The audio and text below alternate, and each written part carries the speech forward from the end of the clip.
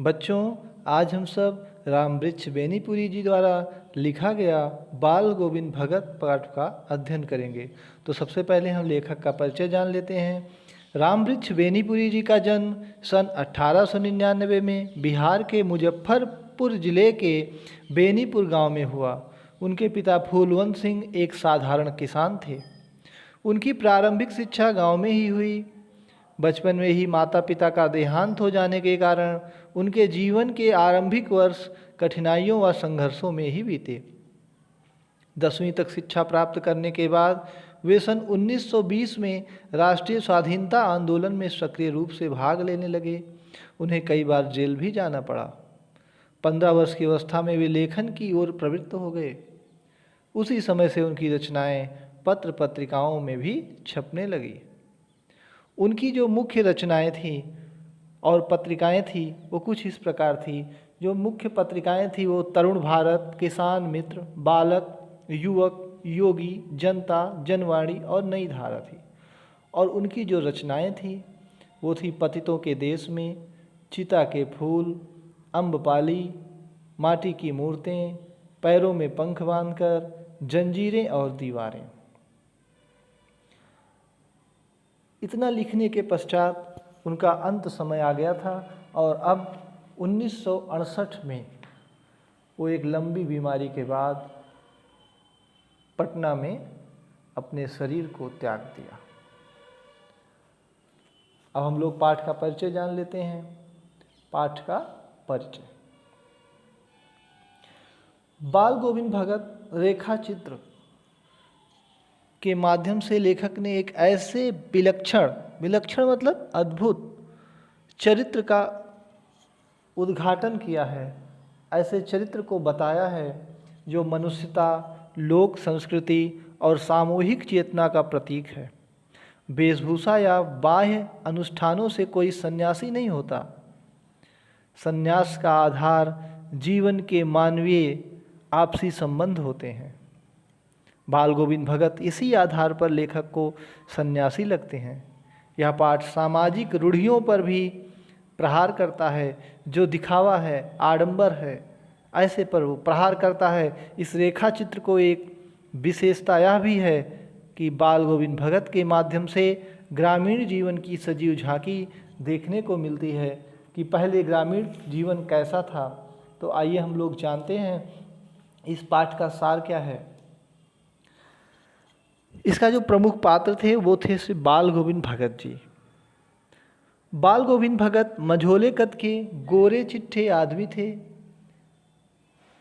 60 से ऊपर होने के कारण उनके बाल पक गए थे। कमर में एक लंगोटी और सिर पर कबीरपंथियों सी कनपटी टोपी। जाड़े में काली कमली ओढ़ लेते। मस्तक पर रामानंदी चंदन लगाते और गले में तुलसी की माला पहनते, और वो भी बेडोल, बेढंगी। बाल गोविंद भगत साधु भी थे और गृहस्थ भी। कहने का मतलब वो साधु भी थे और गृहस्थ जीवन भी जीते थे। उनके बीवी बच्चे भी थे, लेकिन उनकी पत्नी का देहांत हो गया था।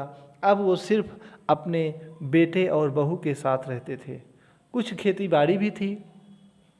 परिवार वाले होते हुए भी वे साधु थे। कबीर को साहब मानते थे और उन्हीं के गीतों को गाते थे। आपने 9th में पढ़ा होगा साखियाँ, उसमें बहुत सारी साखियाँ हैं, दोहे हैं, उसी का वो गान करते थे। वे कभी झूठ ना बोलते और खरा व्यवहार रखते थे। वे बिना पूछे किसी की चीज़ व्यवहार में नहीं लाते, यहाँ तक कि वे दूसरों के खेत में शौच तक न जाते। जो कुछ खेत में पैदा होता उसे अपने घर से 4 कोस दूर एक कबीरपंथी मठ में अपने साहब के दरबार, अर्थात साहब कौन, कबीर के दरबार में भेंट देने के लिए ले जाते। जो कुछ प्रसाद रूप में बचता उसी से गुजारा करते। जैसे हम लोग जाते हैं कहीं भी, मंदिर मस्जिद जहाँ भी जाते हैं, जब चढ़ावा चढ़ाते हैं, जो भी प्रसाद देते चाहे, जो कुछ बचता है वही हम लोगों का होता है।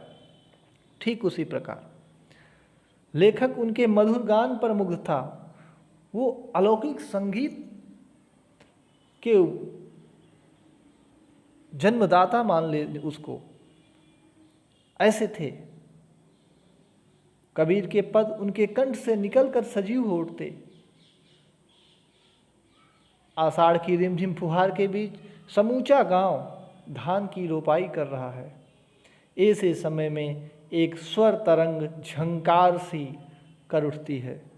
बाल गोविंद भगत खेत में मिट्टी में लिथड़े रोपाई करते हुए अपने मधुर कंठ से संगीतमय शब्दों को कुछ स्वर्ग की ओर तथा कुछ लोगों की ओर भेज रहे हैं।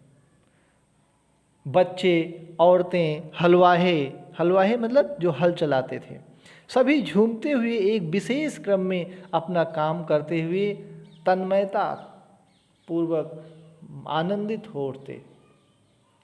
ऐसा था उनके अलौकिक संगीत का जादू। लोगों के जो धान की रोपाई करते उनकी उंगलियां उसके तानों की समान ऐसे चलने लगती, वो उसी प्रकार धान को की रोपाई करते। ये था उनके अलौकिक संगीत का जादू। कार्तिक आते ही बाल गोविंद भगत जी प्रभातियां शुरू कर देते जो फागुन तक चलती। वे सुबह ही नदी स्नान से लौटकर खंजड़ी बजाते हुए अपने गाने टेरने लगते। एक बार माघ की कपकपी, माघ की ठिठुरन वाली भोर में लेखक उनकी प्रभाती सुनने पोखरे पर पहुंच गया। कमली ओढ़े भगत गाने के सुरूर में मस्त थे। लेखक जाड़े से कांप रहा था, परंतु भगत के मस्तक पर श्रम बिंदु चमक रहे थे। श्रम बिंदु मतलब पसीने निकल रहे थे। श्रम मतलब मेहनत के, बिंदु माने चिन्ह। उनके संध्या के गीतों, संध्या मतलब शाम के गीतों में से गर्मियों की शाम भी शीतल हो जाती। वो ऐसा गाते कि जो गर्मी होती वो अपने आप शांत हो जाती, शीतलता प्रदान करने लगती। उनके आंगन में और भी लोग जुट जाते।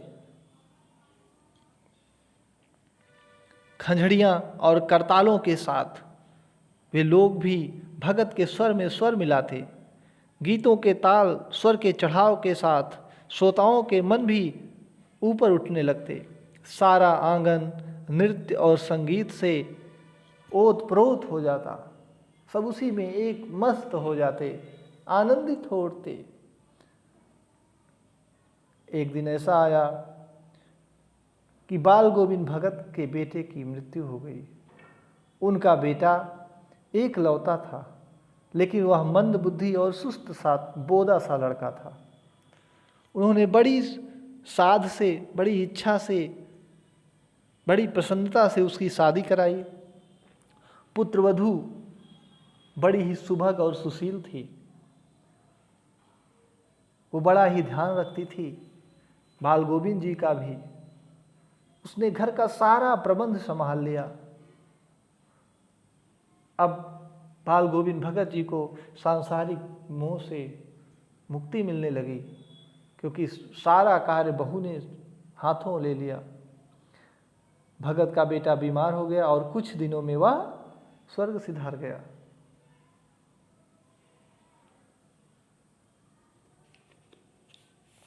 उसके स्वर्ग सिधारने से अनेक प्रकार के विलाप शुरू हुए, लेकिन भगत ने अपने बेटे की क्रियाकर्म में कोई तूल नहीं किया, क्योंकि वह समाज में प्रचलित मान्यताओं के विरोधी थे। श्मशान में स्त्रियों के न जाने की उस सामाजिक परंपरा का विरोध कर उन्होंने अपने बेटे के मृत शरीर को मुखाग्नि देने का कार्य अपनी पुत्रवधू से कराया। मुखाग्नि मतलब जलाने का काम, अंतिम संस्कार, दाह संस्कार करने का।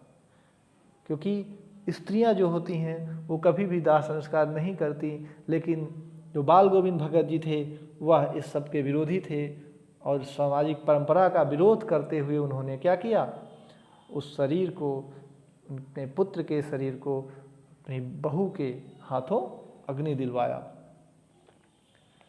बेटे के श्राद्ध की अवधि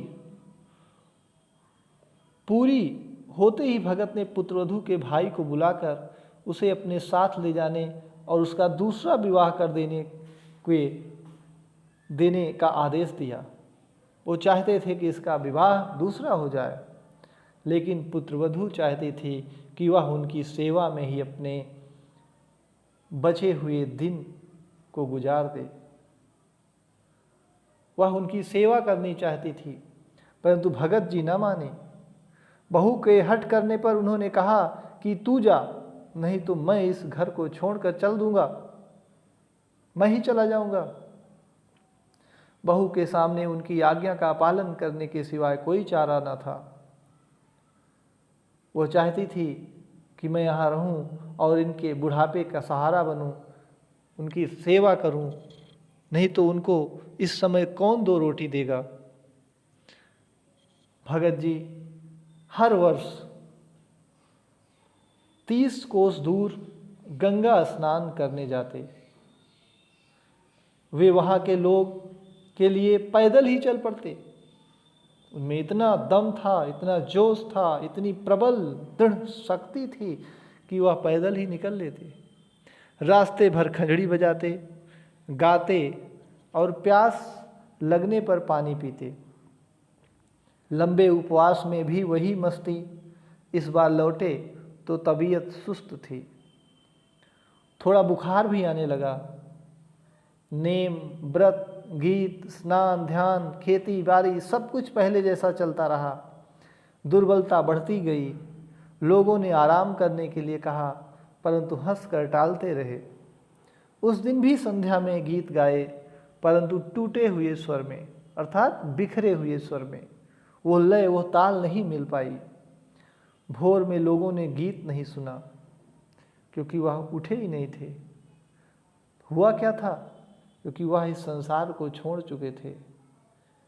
लोगों ने जाकर देखा तो बाल गोविंद भगत नहीं रहे, उनका निर्जीव शरीर पड़ा था। बच्चों, ऐसे लोगों से हमें बहुत कुछ सीखने को भी मिलता है। किसी की दूसरों की चीज़ों को हाथ न लगाना, अपने कर्तव्य पथ पर निरंतर चलते रहना, अपने कर्मों को दृढ़तापूर्वक निभाना, चाहे जैसी परिस्थिति हो। इसलिए हमें उनके गुणों का अनुसरण करना चाहिए। आशा है बच्चों कि आपको यह पाठ समझ में आया होगा। धन्यवाद।